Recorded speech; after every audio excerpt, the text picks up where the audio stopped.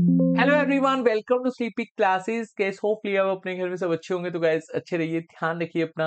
And guys इस session के through हम आज एक न्यू इनिशिएटिव को स्टार्ट करेंगे। मॉडर्न हिस्ट्री की स्पेक्ट्रम बुक को काफी डिटेल में हम डिकोड करेंगे। अब आपके मन में सवाल आ रहा होगा कि सर मॉडर्न हिस्ट्री की स्पेक्ट्रम बुक ही क्यों? देखिए, प्रीवियस 3 to 5 ईयर्स का अगर हम ट्रेंड देखें तो मॉडर्न हिस्ट्री से ज्यादातर क्वेश्चन पूछे जाते हैं। चाहे आप स्टेट पीस एग्जाम की बात करो या फिर एसएससी सीजीएल की या फिर स्टेट एलिमेंट एग्जाम्स होते हैं, जहां पर भी आपको हिस्ट्री का सिलेबस देखने को मिलता है। इवन यूपीएससी में भी मॉडर्न हिस्ट्री से ज्यादातर सवाल पूछे जाते हैं।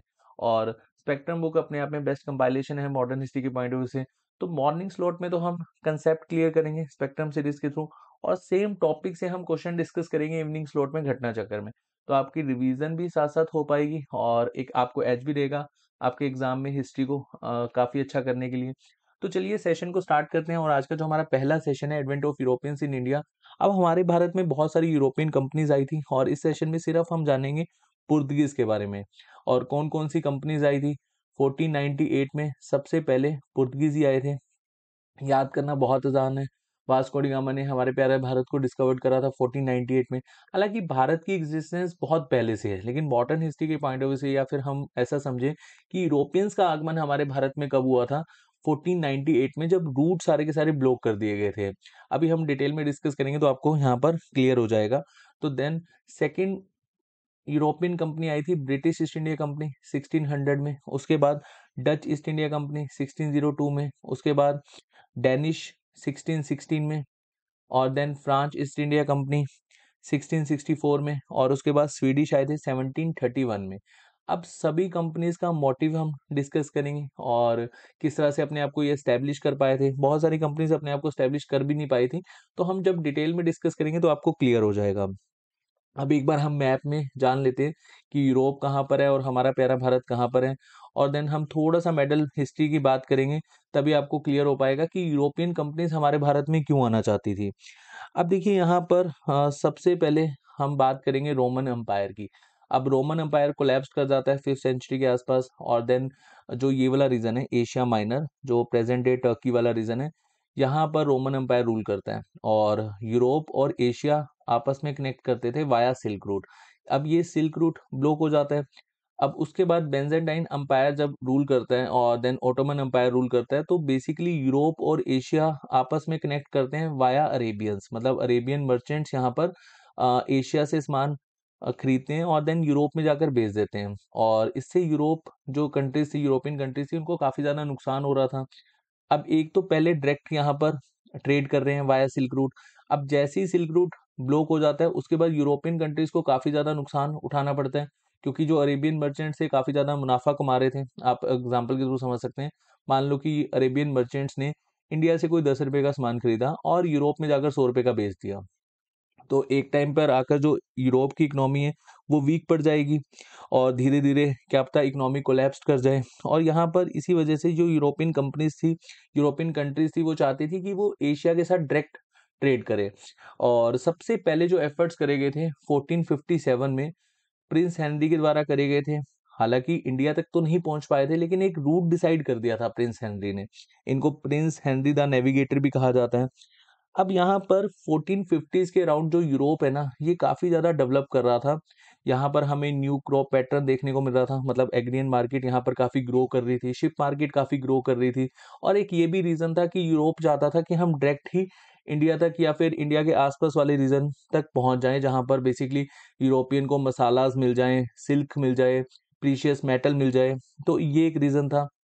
और यूरोप में 1450s के अराउंड दो कंट्रीज काफी ज्यादा पावरफुल हो गई थी, एक थी स्पेन और एक थी पुर्तगीज। ये आपको यहाँ पर याद रखना है। और मेन यहाँ पर एक रीजन ये भी था कि क्रिश्चियन रिलीजन को काफी ज्यादा ये सेपरेट करना चाहते थे। अब 1450s के अराउंड, जैसे कि मैंने आपको बताया, यूरोप में दो कंट्रीज काफी पावरफुल हो गई थी, पुर्तगीज एंड स्पेन। और मेन फोकस क्या था, एक तो हम न्यू लैंड फाउंड करें और वहां पर अपनी कॉलोनीज एस्टेब्लिश करें। इस स्लाइड के थ्रू आप यहाँ पर समझ सकते हैं। imperialism and colonialism। imperialism क्या होता है? An ideology which persuaded European countries to colonize the newly discovered land. पहले तो एक्सपेंशन करना, मतलब एक कंट्री में पहुंचना, धीरे धीरे वहां पर अपने आप को पॉलिटिकल स्टेबल करना और फिर वहां पर कॉलोनीज एस्टेब्लिश कर लेना। और मेन रीजन क्या था? 3G कंसेप्ट आपने याद रखना है। गॉड मतलब क्रिश्चियन रिलीजन को सेपरेट करना, गोल्ड, जो वहाँ का वेल्थ है, प्रीशियस मेटल है, स्पाइसेस हैं, मसालाज हैं, वहां से वो लेकर आना, and glory, expansion of empire. तो ये जो 3G का कंसेप्ट है ये आपको यहाँ पर याद रखना है। और 1450s के अराउंड ना दो रिलीजन ऐसे थे जो अपने आप को ज्यादा सेपरेट करना चाहते थे, एक था क्रिश्चियन रिलीजन और एक था इस्लाम रिलीजन। तो ये भी रीजन था। ये तो हमने क्लियर कर ही लिया ना 3G में, तो होपफुली आपको क्लियर हो गया होगा। अब जैसे कि मैंने आपको बताया कि प्रिंस हेनरी ने सबसे पहले एफर्ट्स करे थे, इनको प्रिंस हेनरी द नेविगेटर भी कहा जाता है 1457 में। 1460 में तो इनकी डेथ ही हो गई थी। फिर काफी लंबे समय के बाद एफर्ट्स करे गए थे बार्थोलोमे डाइस के द्वारा। और एक पर्सन थे क्रिस्टोफर कोलंबस, जो इंडिया की खोज करते करते अमेरिका पहुंच गए थे, है ना। तो ये भी आपको यहाँ पर पता होना चाहिए। अब हुआ क्या, 1480s के बाद दो कंट्रीज यहाँ पर कोशिश कर रही थी कि हम किसी तरीके से जो इंडिया का रूट है या फिर एशिया का रूट है उसको खोज निकालें। तो 1494 में दो कंट्रीज ने ट्रीटी साइन कर ली कि जो वेस्ट वाला एरिया है ये तो यहाँ पर रूल करेगा स्पेन, मतलब यहाँ पर कॉलोनीज एस्टेब्लिश करेगा स्पेन, और जो ईस्ट वाला एरिया यहाँ पर कॉलोनीज एस्टेब्लिश करेगा पुर्तगीज। और ये ट्रीटी का नाम याद रखना, ट्रीटी ऑफ टॉर्टसेलस। ये बहुत ही इंपॉर्टेंट ट्रीटी है। और ये जो ट्रीटी है ये आप ऐसे समझ लो, जो अटलांटिक ओशियन है उसका एक आइलैंड है केप वर्द आइलैंड, इसके नियर अबाउट ये इमेजिनरी लाइन ड्रॉ करेगी कि इधर वाला एरिया, मतलब इधर वाला एरिया किसका हो गया, स्पेन का हो गया, और इधर वाला एरिया किसका हो गया, पुर्तगीज का हो गया। अब यहाँ पर न्यू लैंड फाउंड करो और देन वहां पर धीरे धीरे अपने आप को पॉलिटिकल स्टेबल करो। तो ये मेन इनका फोकस था। अब बार्थोलोम्यू डाइस के द्वारा एफर्ट्स करे गए थे 1487 में। और ये भाई साहब कहाँ तक पहुंच गए थे, केप ऑफ गुड होप, जो साउथ अफ्रीका की साउथर्न मोस्ट टिप है, यहाँ तक ये पहुंच गए थे। और यहाँ से एक चीज तो क्लियर हो गई थी कि अब जो अटलांटिक कंट्रीज हैं इनका राइज होगा, और जो मिडल ईस्ट, मतलब जो अरेबियन मर्चेंट्स हैं, मिडल ईस्ट है, मेडिटेरियन कंट्रीज हैं, इनका फॉल स्टार्ट हो चुका था। फिर बार्थोलोम्यू डाइस के ही एफर्ट्स को या फुट स्टेप्स को फॉलो करते हुए वास्को डी गामा फाइनली 1498 में हमारे प्यारे भारत तक पहुंचे। और इनकी हेल्प करी थी गुजराती पायलट ने, जिसका नाम था अब्दुल मजीद। ये नाम याद रखना, समटाइम्स डायरेक्टली क्वेश्चन पूछा जाता है। अब वास्को डी गामा हमारे भारत में 3 बार आए थे। 1498 में फर्स्ट टाइम आए, और सबसे पहले कहाँ पहुंचे थे, कैलीकट में। कैलीकट को आज की डेट में हम लोग क्या कहते हैं, कोझिकोड, जो केरला में है। और इनका जोरदार स्वागत करा गया, जो कैलीकट के उस समय रूलर होते थे, जैमोरिन। अब जैमोरिन को लगा कि पुर्तगीज से एक पर्सन आया है, वास्को डी गामा मेरे लिए कुछ ना कुछ लाया होगा। जैमोरिन बहुत ही ग्रीडी रूलर थे। हालांकि वास्को डी गामा कुछ लाए तो नहीं थे, बट जैमोरिन को यहाँ पर उम्मीद थी। जैमोरिन ने बहुत जोरदार स्वागत करा, और वास्को डी गामा 3 मंथ तक यहाँ रुके। और 3 मंथ तक रहकर इंडिया में इन्होंने मर्चेंडाइज कलेक्ट करी, मतलब जो स्पाइसेस थी, मसाला थे, इंक्लूडिंग पेपर और अदर इंडियन गुड जो काफ़ी फेमस थे यूरोप में, जैसे सिल्क हो गया, जैम्स हो गया, प्रीशियस मेटल हो गया, रेयर हर्ब्स हो गई। हर्ब्स तो आपको पता है इंडिया में वैसे ही बहुत फेमस हैं। तो उनको कलेक्ट करा और पुर्तगाल वापस ले गए। और जैसे ही पुर्तगाल वापस गए तो 60% प्रॉफिट के हिसाब से इन्होंने बेच दिया। अब एक चीज तो यहाँ पर क्लियर होगी कि वास्को डी गामा ने इंडिया को डिस्कवर कर लिया। अब सेकंड पर्सन कौन थे पुर्तगीज की तरफ से आए थे, जो पेड्रो एल्वेस कोब्रेल। अब यहाँ पर एक पॉइंट अच्छे से समझना, यूरोप ने फाइनली रूट खोज लिया इंडिया तक का। अब इसका सबसे ज्यादा लॉस किसको होगा, अरेबियन मर्चेंट्स को। तो अरेबियन मर्चेंट्स ने पेड्रो एल्वेस पर अटैक कर दिया, जैसे इनकी शिप्स आ रही थी तो इन पर अटैक कर दिया। तो बदले में पेड्रो एल्वेस ने भी बहुत भारी नुकसान पहुंचाया था अरेबियन मर्चेंट्स को, बहुत सारी शिप्स इनकी जला दी थी। और जो नेवी आर्मी है पुर्तगीज की, वो काफी स्ट्रांग थी, और इसी वजह से ये अपने आप को स्टैब्लिश भी कर पाए थे। फिर सेकेंड टाइम विजिट करा वास्को डी गामा ने। जब वास्को डी गामा आए तो इन्होंने अपने ट्रेडिंग स्टेशंस को यहाँ पर एस्टेब्लिश किया। जैसे फर्स्ट ट्रेडिंग स्टेशन एस्टेब्लिश करा था 1503 में कैलिकट में, और सेकंड करा था कनौर में 1505 में केरला में। और उसके बाद पुर्तगीज की तरफ से ये बेसिकली कंसर्न जाहिर करा गया कि इंडिया में हमें पॉलिटिकल एस्टेब्लिश करना है अपने आप को। तो फर्स्ट गवर्नर अपॉइंट करे गए थे, जिनका नाम है फ्रांसिस्को डे अल्माइडा। फ्रांसिस्को डे अल्माइडा 4 साल तक पुर्तगीज के गवर्नर रहे थे, मतलब इंडिया में फर्स्ट गवर्नर थे पुर्तगीज की तरफ से। और इनके जो एफर्ट्स थे, इन्हीं के एफर्ट्स की बदौलत जो नेक्स्ट गवर्नर आए थे उन्होंने अपने आप को बहुत ही ज्यादा एस्टेब्लिश कर पाए थे। और इसको आप इस तरह से समझो कि इन्होंने फोर्ट्स पर या फिर जो फैक्ट्रीज हैं या फिर जो ट्रेडिंग स्टेशन है इन पर ज्यादा ध्यान नहीं दिया। इन्होंने अपनी नेवी आर्मी को स्ट्रॉन्ग करा, और जो ये अरेबियन सी वाला रीजन है ना, यहाँ पर एक पॉलिसी बनाई, ब्लू वाटर पॉलिसी। अब ब्लू वाटर पॉलिसी के तहत कोई भी अदर कंट्रीज या कोई भी अदर रीजन यहाँ पर एंटर नहीं कर सकता विदाउट परमिशन ऑफ पुर्तगीज। और इन्होंने अपना हेडक्वार्टर बनाया कोचीन, ट्रेडिंग स्टेशन बनाए थे बट इतने नहीं बनाए थे, जैसे आपको मैं बता देता हूँ कुछ सेटलमेंट्स इनकी आपको याद रखनी होगी, कोचीन, कनौर, किलवा, अंजदीवा। तो यहाँ पर ही बेसिकली पुर्तगीज की उस समय फोर्ट्रेस या फिर एक तरह से ट्रेडिंग स्टेशन थे, सेटलमेंट्स थी। तो ब्लू वाटर पॉलिसी के तहत इन्होंने अपने आप को यहाँ पर स्ट्रॉन्ग करा। और इनके समय में ना 2 बैटल्स भी हुई थी। अब वो बैटल कौन कौन सी थी, एक तो बैटल ऑफ चोल, बहुत ही इंपॉर्टेंट है, डायरेक्ट क्वेश्चन आता है। 1508 में यहाँ पर पुर्तगीज डिफीट हो गए थे और ये अलायंस ग्रुप ने इनको डिफीट करा था। Turkey, Mamluk of Egypt and Gujarat, और इवन यहाँ पर जैमोरिन भी थे। तो ये फर्स्ट बैटल में हार गए। और जब सेकंड बैटल हुई, अच्छा फर्स्ट बैटल में ना जो फ्रांसिस्को डे अल्माइडा, इनके बेटे की डेथ हो जाती है। ये क्वेश्चन भी पूछा जाता है, समटाइम स्टेटमेंट वाले क्वेश्चन में आ जाता है कि कौन सी बैटल में फ्रांसिस्को डे अल्माइडा के सन की डेथ हुई थी। तो आपको याद रखना है बैटल ऑफ चोल। और बैटल ऑफ दियो जो 1509 में लड़ी गई थी, इसमें पुर्तगीज जीत जाते हैं, जो अलायंस ग्रुप था इसको हरा देते हैं। और इसी के बाद जो पुर्तगीज है अपने आप को एस्टेब्लिश कर पाते हैं और एक मोनोपोली हो जाती है अरेबियन सी वाले रीजन में। और देन नेक्स्ट गवर्नर अपॉइंट होते हैं अल्फेंसो डे एल्बेक्रिक्यू। होपफुली यहाँ पर मैं नाम सही ले रहा हूँ सबके।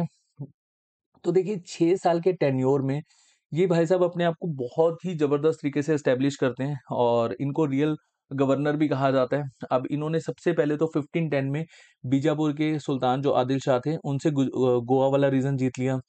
तो याद रखना बीजापुर के सुल्तान आदिल शाह से कौन सा एरिया जीता था, गोवा वाला रीजन। और डेट्स वाई इनको रियल फाउंडर भी कहा जाता है। इन्होंने पुर्तगीज की जो पावर है उसको स्ट्रेंथ किया था हमारे इंडिया वाले रीजन में। और इन्होंने ईस्ट अफ्रीका में अपना बेस बनाया। रेड सी पर तो पूरा का पूरा इन्होंने एक तरह से कंट्रोल कर लिया था, अरेबियन मर्चेंट्स को स्टक कर पाए थे, मतलब रेजिस्ट कर पाए थे। और मालाबार कोस्ट और मलक्का कोस्ट में इन्होंने अपने आप को स्टैब्लिश करा। स्पाइस आइलैंड जो कहा जाता है इंडोनेशिया, वहां पर अपने आप को स्टैब्लिश कर लिया। एक कार्टर सिस्टम इन्होंने इंट्रोड्यूस करा। कार्टर सिस्टम क्या होता है, अब इनको पता था कि अरेबियन सी का एक्सेस तो हमारे पास आ गया ब्लू वाटर पॉलिसी के तहत। अब बहुत सारी कंट्रीज यहाँ पर आएंगी, है ना। अब इन कंट्रीज को हम रोक तो सकते नहीं, अब अगर हम रोकेंगे तो बैटल होगी। तो इन्होंने कहा कि हम पास देंगे, अगर कोई भी कंट्री आना चाहती है तो ठीक है हम एक पास देंगे, वो ट्रेड कर सकती है, लेकिन उसके लिए उनको हमें पैसा देना होगा। तो इसको हम क्या बोलते हैं, कार्टर सिस्टम। तो कार्टर सिस्टम कौन लेकर आए थे, अल्फेंसो डे एल्बेक्युक्यू। इवन मुगल्स को भी यहाँ पर पास लेना पड़ता था, मतलब पैसा देना पड़ता था ट्रेड करने के लिए। उसके बाद देखिए पुर्तगीज ने अपने आप को एस्टेब्लिश करा, जो ये वाला रीजन है, और सी रूट पर पूरा का पूरा कब्जा लिया।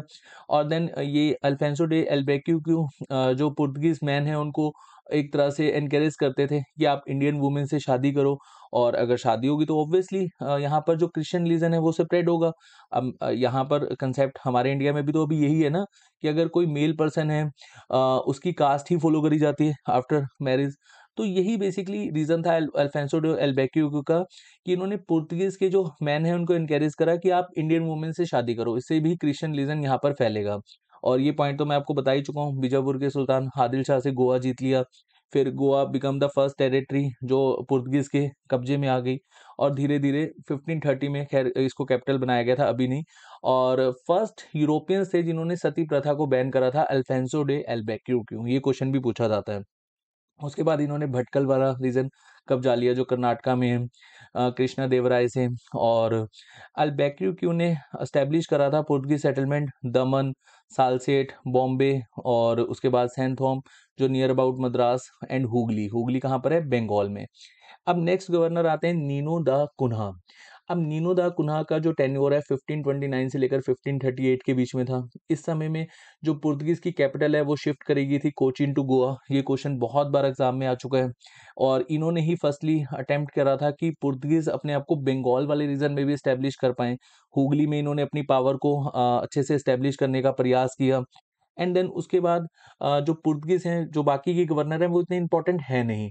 बस आपको इतना याद रखना है, Portuguese manage to capture Daman from Shah of Gujarat. अब ये जो बहादुर शाह ऑफ गुजरात है इसको हम अभी डिस्कस करेंगे, थोड़ा सा मैं उसको डिटेल में आपको बताऊंगा कि हुमायूं के साथ भी इसकी टसल चली थी। हुमायूं कौन थे, बाबर के बेटे, मुगल इरा में हम डिस्कस करेंगे। हालांकि मॉडर्न हिस्ट्री में मुगल का डिक्लाइन हम बेसिकली गिवन है, लेकिन हम थोड़ा सा मुगल इरा को इसलिए भी डिस्कस करेंगे कि बहुत बार मुगल से रिलेटेड क्वेश्चन हमारे मतलब जो टॉपिक्स हैं उनमें हमें देखने को मिलेंगे। एंड दे लो सूरत टू इंग्लिश, जब ब्रिटिशर्स आए तो 1612 में इनकी बैटल हुई पुर्तगीज एंड ब्रिटिशर्स की, बैटल ऑफ स्वैली होल। इसमें ये सूरत हार गए। Dadra and Nagra Haveli Portuguese के काफ़ी लंबे समय तक इनके होल्ड में रही। 1954 इवन हमारे भारत से सबसे पहले पुर्तगीज आए थे और सबसे बाद में पुर्तगीज गए थे 1961 में।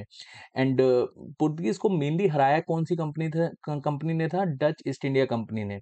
जितनी भी सेटलमेंट्स थी वो डच ने एक्वायर कर ली थी। और पुर्तगीज मराठा से भी 2 रीजन हार गए थे, सेल्सेट एंड बेसिन वाला, बैटल ऑफ वसाई या फिर battle of basin. Battle of basin से ही आप यहाँ पर याद रख सकते हैं, जो 1739 में लड़ी गई थी। और मेनली इनका जो अंपायर था, ये जो मेनली इनकी एस्टेब्लिशमेंट थी, वो कहाँ तक सीमित रह गई थी, गोवा, दमन एंड दीव तक। अब डिक्लाइन क्यों हुआ था पुर्तगीज का, क्या रीजन था? देखिए, सबसे पहला रीजन है पॉलिटिकल कॉज।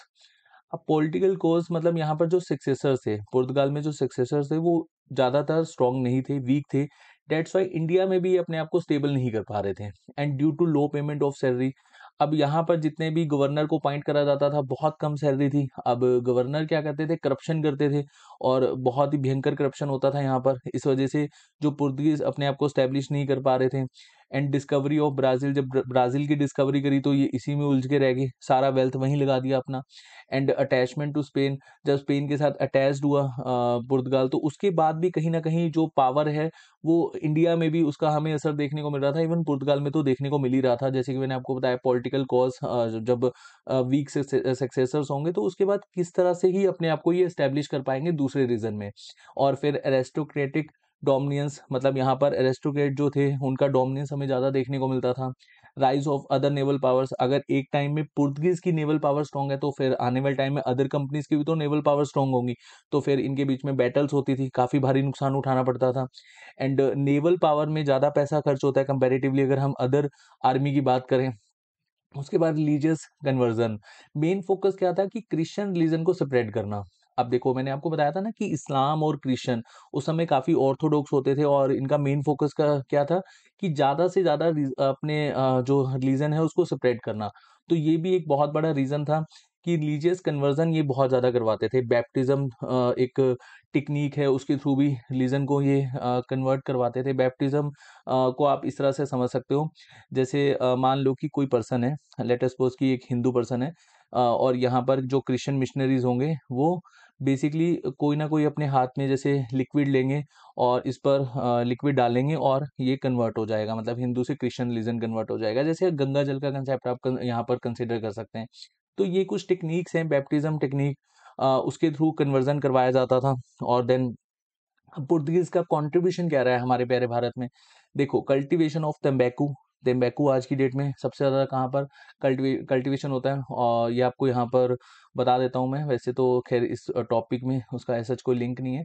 आंध्र प्रदेश में गुंटूर वाला एरिया है ना।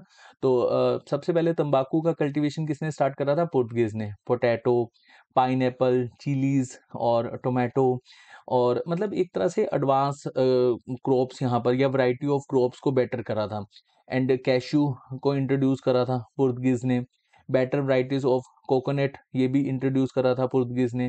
फर्स्ट प्रिंटिंग प्रेस, ये तो बहुत बार क्वेश्चन आ चुका है कि गोवा में किसके द्वारा स्टैब्लिश करी गई थी? 1556 में पुर्तगीज के द्वारा।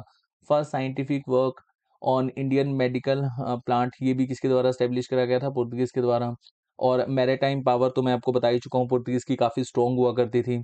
एक 1542 में सेंट जेवियर आए थे, और इनका मेन फोकस यही था कि ज्यादा से ज्यादा क्रिश्चियन रिलीजन में लोग कन्वर्ट कर जाएं। और ये कौन से गवर्नर के समय में आए थे? मार्टिन डिसूजा के समय में। मार्टिन डिसूजा, ये पॉइंट याद रखना, पूछा जाता है। अब एक बार हम टाइमलाइन के थ्रू रिवाइज कर लेते हैं जो भी हमने डिस्कस करा। जैसे कि मैंने आपको बताया था 1505 में फ्रांसिस्को डे अल्माइडा अपॉइंट हुए थे पुर्तगीज के फर्स्ट गवर्नर, और इनके समय में मिलिट्री जो फोर्सेस थी उसको सप्लाइड करा गया था पुर्तगीज के द्वारा कि इंडिया में अपने आप को स्टैब्लिश करें। और देन इन्होंने पुर्तगीज जो मतलब पुर्तगीज के गवर्नर थे फ्रांसिस्को डे अल्माइडा, इन्होंने अरेबियन पोर्ट्स पर अटैक करे थे, जैसे जिदा, मक्का, मस्केट, कलहात वाले रीजन में इन्होंने अटैक करे थे। बहुत सारी मॉस्क्यूज को इन्होंने जला दिया था। और 1510 में सेकंड गवर्नर जो थे अल्फेंसो डे एल्बेक्यूक्यू, इन्होंने गोवा जीत लिया था बीजापुर के सुल्तान आदिल शाह से। एंड एल्बेक्यूक्यू ने मलक्का, सिलोन, सिलोन बोले तो श्रीलंका, ये भी कब्जा लिया था। एंड देन एक फोर्ट बनाया था कैलिकट में। उसके बाद 1529 में नीनो दा कुन्हा अपॉइंट हुए थे, इनके समय में कैपिटल शिफ्ट हुई थी कोचिन टू गोवा। और 1534 में ट्रीटी ऑफ बेसिन के तहत यहाँ पर जो सुल्तान बहादुर शाह हैं और पुर्तगीज के बीच में एक ट्रीटी साइन हुई थी, और जो बॉम्बे आइलैंड है were to be ruled by the Portuguese. और उसके बाद सुल्तान बहादुर शाह और हुमायूं के बीच में टसल चल रहा था, और एक टाइम में तो हुमायूं बहादुर शाह को हरा देते हैं, लेकिन लेटर ऑन हुमायूं की जो फोर्सेस है वो विड्रॉ कर लेती हैं गुजरात वाले रीजन से।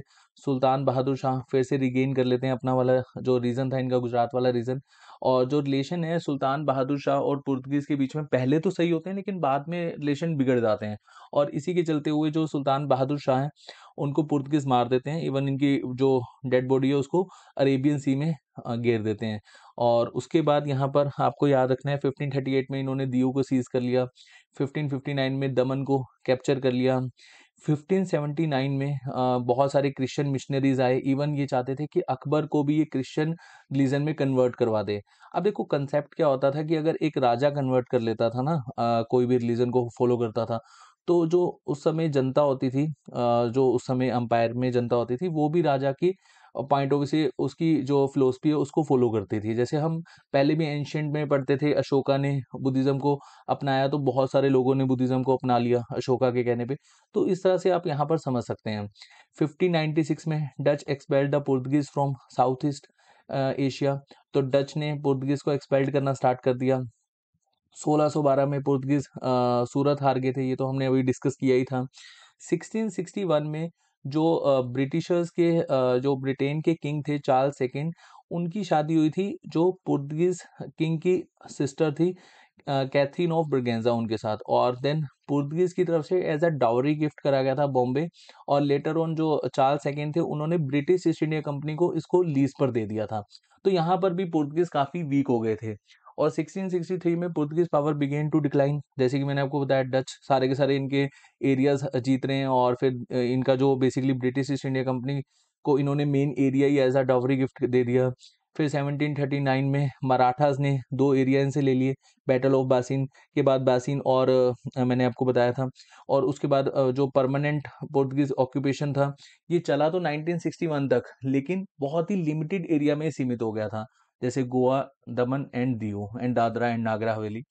और ये कुछ पुर्तगीज की कंपनीज थी जब इन्होंने स्टैब्लिश करा। तो एक बार इसको आप देख सकते हो, मेन मेन जो कंपनीज हैं वो हम एक बार डिस्कस कर लेंगे जब सभी हम पुर्तगीज कंपनीज को कवर करेंगे, तो लास्ट में मैं आपको बता दूंगा कि कौन कौन सी सेटलमेंट आपको याद रखनी है और कौन कौन सी ईयर की सेटलमेंट आपको याद रखनी है। तो इस सेशन में इतना ही, होपफुली आपको यहाँ पर क्लियर हो गया होगा पुर्तगीज से रिलेटेड जो भी बेसिकली इन्फॉर्मेशन हमने कवर करी। इनकेस अगर आपका कोई डाउट है प्लीज कमेंट सेक्शन में पोस्ट करेगा। नेक्स्ट सेशन में बहुत जल्द मिलते हैं, तब तक के लिए अपना ध्यान रखिए। Bye bye, take care.